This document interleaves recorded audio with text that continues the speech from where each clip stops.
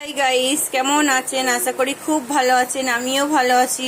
আমার পঞ্চব্যঞ্জনের ভাত রেডি হয়ে গেছে। এই যে এটা হয়েছে ভাত হয়েছে, এটা হয়েছে টকের ডাল হয়েছে, এই যে এটা হয়েছে টকের ডাল, এটা হয়েছে আলু পোস্ত।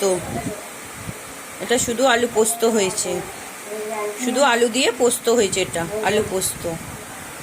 এইটা হয়েছে ধোকার আলুটা, মানে তরকারি হয়ে গেছে, এখনো ধোকাটা ভাজছে, ভেজে এটা ভেজাবে। এটা ধোকার আলুদমটা হয়ে গেছে, এবার ধোকাটা ভেজে এর মধ্যে ভেজাবে, তাহলেই হবে ধোকা ডালনা।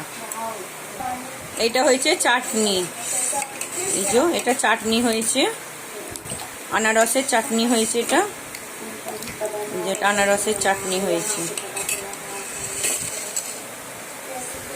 এইটা হয়েছে পাঁপড় ভাজা, একজনের অর্ডার আছে, এই অর্ডারে যাবে আজকে। এটা পাঁপড় ভাজা হয়েছে।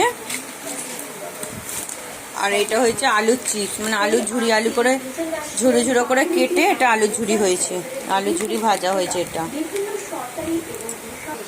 দেখুন গাইস, এটা হয়েছে, দেখুন গাইস, এটা হয়েছে ভেজ ডাল। এটা ভেজ ডাল হয়েছে।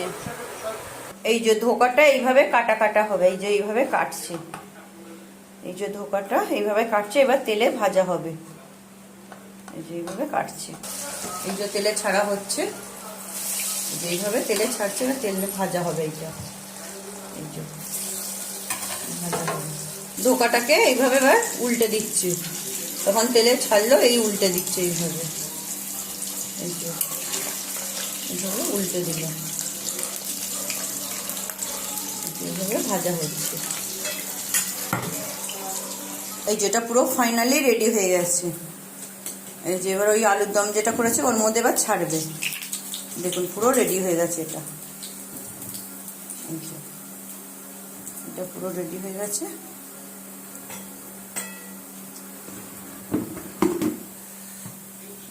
তেলে ছাড়ছে, তেলে ছাড়ছে। এই যে এটা হচ্ছে ভেজ ডাল, এই যে তখন ভেজ ডালটা দেখাচ্ছিলাম, এইটা হচ্ছে ভেজ ডাল। এই যে এটা ভেজ ডাল, একজনের অর্ডার আছে, যাবে আজকে। এই যে তখন দেখালাম যে আলুর দমটা করে রেখে দিয়েছি এই ধোকার মধ্যে দেওয়ার জন্য।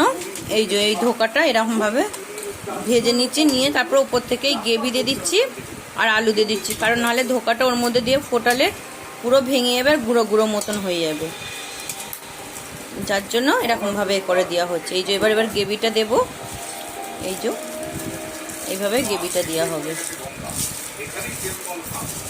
আজকে সবকটাই নিরামিষ যাচ্ছে।